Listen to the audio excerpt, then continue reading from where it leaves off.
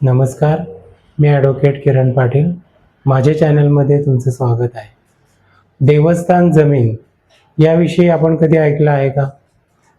तर त्याविषयीच काही सविस्तर माहिती घेण्याकरता हा व्हिडिओ आपण बनवलेला आहे. देवस्थान वर्ग 3 हा एक जमिनीचा इनाम प्रकार आहे, जो सरकारतर्फे इश्यू केला जातो. म्हणजे अनेक वर्षापासून देवस्थान जमीन अशा प्रकारचा इनाम सरकारकडून त्या सातबाऱ्याच्या संबंधी कुठल्याही जमिनी संबंधी दिला जातो. आता देवस्थान वर्ग 3 म्हणजे जी जमीन आहे ती कुठल्या प्रकारची जमीन असते ते आपण आज बघूया. आता पूर्वीपासून काही जमीन गावामध्ये प्रमुख देवांकरता सोडून दिलेली असते. म्हणजे जसे जे काही प्रमुख देवता असतील त्या गावाच्या, त्यांच्याकरता ती सोडून दिलेली असते. आता सोडून दिलेली असते याचा अर्थ काय, की त्या जमिनीचे उत्पन्न जे काही मिळेल त्याचा वापर देवाची पूजा अर्चा करण्याकरता केला जातो, देवाच्या सेवेकरता केला जातो. तर अशा प्रकारची जी जमीन असते त्याला देवस्थान जमीन असं म्हटलं जातं. समजा एखादी अशी देवस्थान जमीन असेल आणि त्या जमिनीचा उत्पन्नाचा वापर पूजा अर्चा करण्यासाठी होत नसेल, तर अशा प्रकारची जमीन सरकारतर्फे खालसा करण्याचा अधिकार सरकारला निश्चितच असतो. कायद्याने ही देव ही जी काही संकल्पना आहे त्या देवाला किंवा त्या देवतेला ज्युडिशियल पर्सन असं संबोधलेलं आहे. म्हणजे जशी काही ती एक कायदेशीर व्यक्तीच आहे. म्हणजे जसं काही एखादा कायदेशीर व्यक्ती किंवा मनुष्याप्रमाणेच ती जी देवता आहे तिला कायद्याने मानण्यात आलेला आहे. जर आपण कायद्याचा विचार केला तर तो ज्युडिशियल पर्सन जरी असला, ती जी काही देवता, तरी देवतेकडून आपण अशी अपेक्षा ठेवू शकत नाही ती कुठल्याही प्रकारचं स्वतःला आवश्यक असणारे अधिकार कर्तव्ये यांची ती आपल्या दृश्य स्वरूपामध्ये काही अंमलबजावणी करू शकेल अशी अपेक्षा आपण कुठल्याही मूर्तीकडून, कुठल्या देवाकडून आपण करू शकत नाही. प्रॅक्टिकली पॉसिबल नाहीये. तर अशा परिस्थितीमध्ये काय करावं, तर सरकारने म्हणजेच कायद्याने त्याला तो जो कोणी ज्युडिशियल पर्सन म्हणजे जी देवता आहे तिचं जे काही कामकाज आहे किंवा तिचं जे काही प्रतिनिधित्व आहे ते विश्वस्तांकडे दिलेलं आहे. विश्वस्तांकडे किंवा पुजाऱ्यांकडे दिलेलं आहे. हे हिंदू देवतांच्या बाबतीत आहे. आणि इतर काही धर्म असतील तर त्यांच्या बाबतीमध्ये मात्र, उदाहरणार्थ मुस्लिम धर्म असेल तर त्याच्या बाबतीमध्ये त्यांचे जे कोणी काझी वगैरे असतील तर त्यांच्याकडे ती विश्वस्त म्हणून त्यांच्याकडे ती व्यवस्था दिली असते, जेणेकरून ते त्या जागेचं, त्या देवस्थान जागेचं प्रतिनिधित्व कायदेशीररित्या करू शकतील. आता हा झाला ज्युडिशियल पर्सन म्हणून देवतेचा जो काही भाग आहे तो. त्याच्यानंतर विश्वस्तांविषयी आपण माहिती बघितली. तर आता विश्वस्तांचे अधिकार काय, तर हे जर आपण बघितलं, विश्वस्त जे आहेत म्हणजे जे पूजा अर्चा करणारे जे कोणी पुजारी आहेत किंवा आपण त्याला मठाधिपती म्हणू शकतो, तर असे जे आहेत तर त्यांना कोणत्या प्रकारचे अधिकार आहेत, तर त्यांना काही नियंत्रित अधिकार दिलेले आहेत.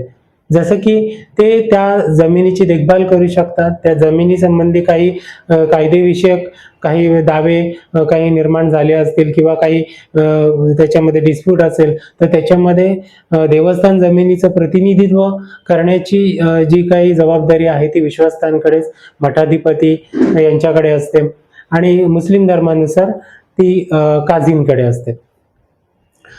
आता ती कोणत्या कायद्यानुसार असते, तर ती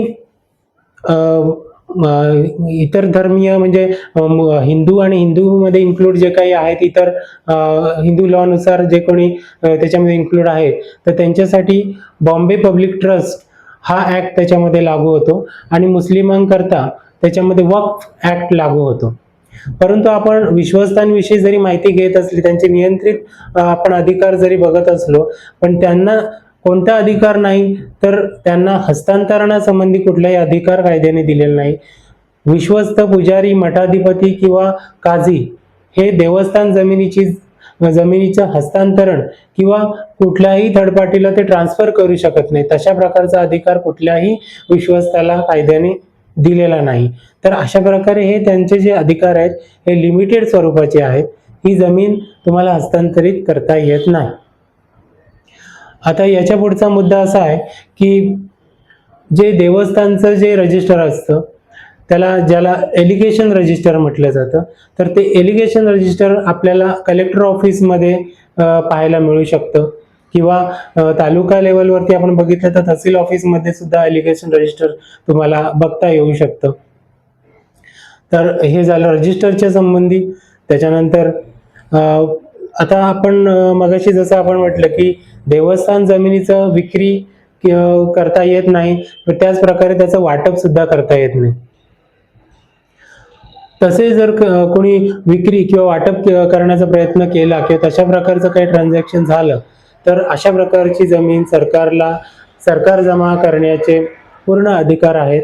त्याच्यामुळे हा सुद्धा एक महत्त्वाचा मुद्दा आहे. परंतु जरी यामध्ये ही जमीन अपवादात ही वाटप करता येत नसली, विक्री करता येत नसली, पण काही एक्सेप्शनल कंडिशन म्हणजे अपवादात्मक परिस्थितीमध्ये अशा प्रकारची जमीन हस्तांतरित करता येऊ शकते. पण त्यासाठी धर्मादाय आयुक्त म्हणजे चॅरिटी कमिशनर यांची परवानगी आवश्यक आहे. आणि अपवादात्मक परिस्थिती म्हणजे काय, तर हा सुद्धा एक महत्त्वाचा मुद्दा आहे. अपवादात्मक परिस्थिती म्हणजे ती जी जागा आहे देवस्थानची जागा, त्याच्यातून जे काही उत्पन्न मिळत आहे ते सफिशियंट नसेल त्या देवतेची जे काही सेवा करण्यासाठी, तर त्या जमिनीचा काही भाग विकून त्या उत्पन्नामधून त्या देवाची पूजा अर्चा करण्यासाठी काही व्यवस्था करायची असेल तर अशा प्रकारचं कारण देऊन आणि ते सबळ पुराव्यासह जर आपण दिलं तर धर्मादाय आयुक्त त्याच्यामध्ये पार्शली जी विक्री आहे ते करण्याची परवानगी देतो. पूर्ण जमीन त्याच्यामध्ये विकता येणार नाही, परंतु पार्शल जमीन त्याच्यामध्ये विकता येऊ शकते, पण अपवादात्मक परिस्थितीमध्ये. आता पुढचा मुद्दा असा आहे की आपण कुळ कायद्यानुसार अनेक जमिनी असतात याविषयी आपल्याला माहिती आहे. म्हणजे 32 ग प्रमाणे काही लोकांना त्या प्राप्त झालेल्या असतात कुळ कायद्यानुसार. तर ही जी देवस्थानची जमीन आहे त्याला कुळ कायदा लागू शकतो का, तर त्याच्यामध्ये पार्शली आपण त्याचं उत्तर हो असं देऊ शकतो. कुळ कायदा म्हणजे त्याचे संपूर्ण प्रोव्हिजन त्याला लागू शकत नाहीत, परंतु देवस्थानला कुळ लागू शकतो. कुळ म्हणून त्या जमिनीची कसवणूक एखादी व्यक्ती करू शकते. त्यामध्ये सुद्धा काही अटी आणि शर्ती आहेत, तर आपण त्या अटी शर्तीचं सुद्धा थोडंसं विवेचन करूया. कुळ कोण लागू शकतं, तर जे कोणी मठाधिपती किंवा जे कोणी पूजा अर्चा करणारे आहेत, पुजारी आहेत आणि काझी आहेत, यांना मात्र कुळ म्हणून तिथे काम करण्याचा किंवा कुळ म्हणून तिथे नाव लावण्याचा कोणताही अधिकार नाही. त्यांच्या व्यतिरिक्त कुठलीही इंडिपेंडंट व्यक्ती ज्याचा देवस्थानशी काही संबंध नाही अशी व्यक्ती कुळ म्हणून राहू शकते. परंतु पुन्हा ती कुळ म्हणून जी राहिलेली व्यक्ती आहे तिला 32 ग प्रमाणे ती जमीन खरेदी करता येईल का, तर त्याचं उत्तर आहे नाही. का, तर कारण याला 32 ग प्रमाणे खरेदीचा जो अधिकार आहे त्याच्यामध्ये कुठल्याही व्यक्तीला याच्यामध्ये देता येत नाही. कुळ कायद्याचे संपूर्ण प्रोव्हिजन्स इथे लागू होत नाहीत.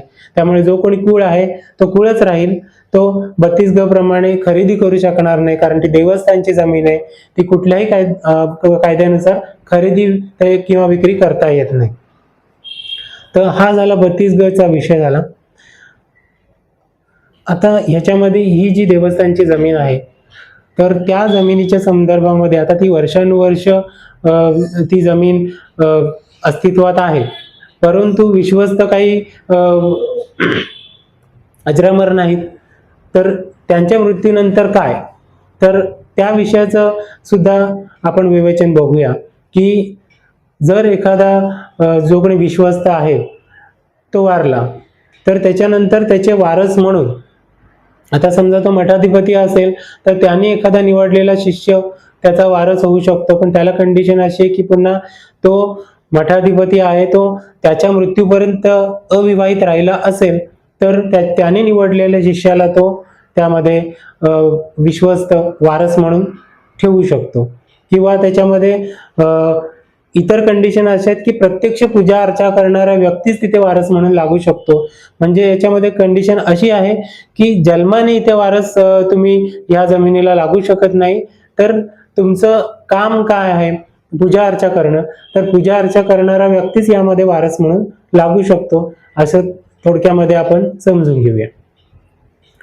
आता वारस जरी याच्यामध्ये लागले, तर समजा एखादा मठाधिपती विवाहित असेल किंवा पूजा अर्चा करणारे व्यक्ती विवाहित आहे, विश्वस्त विवाहित आहे आणि तो एक्सपायर झाला आणि त्याच्यानंतर त्याची मुलं तिथे पूजा अर्चा करतात म्हणून त्यांना वारस लावण्यात आलं, अशा प्रकारची जरी कंडिशन असेल तरी त्या मुलांना परत त्या जमिनीमध्ये कुठल्याही प्रकारचं हस्तांतरण करता येत नाही किंवा आपसामध्ये त्याचं वाटप करता येत नाही. म्हणजे वाटपाचा अधिकार सुद्धा या देवस्थान जमिनीमध्ये कुठल्याही व्यक्तीला दिलेला नाही. दुसरी एक महत्वाची गोष्ट अशी की हे 7/12 उतारा जो असतो या देवस्थान जमिनीचा, तर त्याच्यामध्ये मालक सदरी म्हणजे खातेदार म्हणून त्या देवतेचं नाव नमूद करण्यात येतं आणि त्याचे जे विश्वस्त आहेत त्याच्या खाली त्या देवतेच्या नावाखाली विश्वस्त म्हणून त्या विश्वस्तांचं नाव असतं. त्यामुळे कधी कधी काही ठिकाणी 7/12 उतारावरती डायरेक्टली विश्वस्तांची नावं खातेदार सदरी लावली जातात, जे कायद्याने पूर्णपणे चुकीचं आहे आणि याच्या विरुद्ध कायदेशीर कारवाई केली पाहिजे खरं तर. कारण देव हा ज्युडिशियल पर्सन असल्यामुळे तोच खातेदार असतो आणि त्याचे विश्वस्त म्हणून त्याचे जे कोणी पूजा अर्चा करणारे व्यक्ती आहेत त्यांची नावं लावणं हे कायद्याने अपेक्षित आहे. तर अशी जी देवस्थान जमीन वर्ग 3 याविषयी जी आज मी जी माहिती दिली त्यानुसार आपल्याला साधारणपणे एक कल्पना आली असेल की देवस्थान जमीन म्हणजे काय आणि त्यामध्ये कुठल्याही व्यक्तीला त्याच्यामध्ये किती प्रकारचे अधिकार आहेत आणि कशा प्रकारचे अधिकार आहेत ते पण आपण समजून घेतलेलं आहे. तर कधी आपल्या समोर अशी काही समस्या निर्माण झाली असेल किंवा काही प्रश्न पडला असेल तर नक्कीच या व्हिडिओचा तुम्हाला उपयोग होईल अशी मी अपेक्षा करतो. धन्यवाद.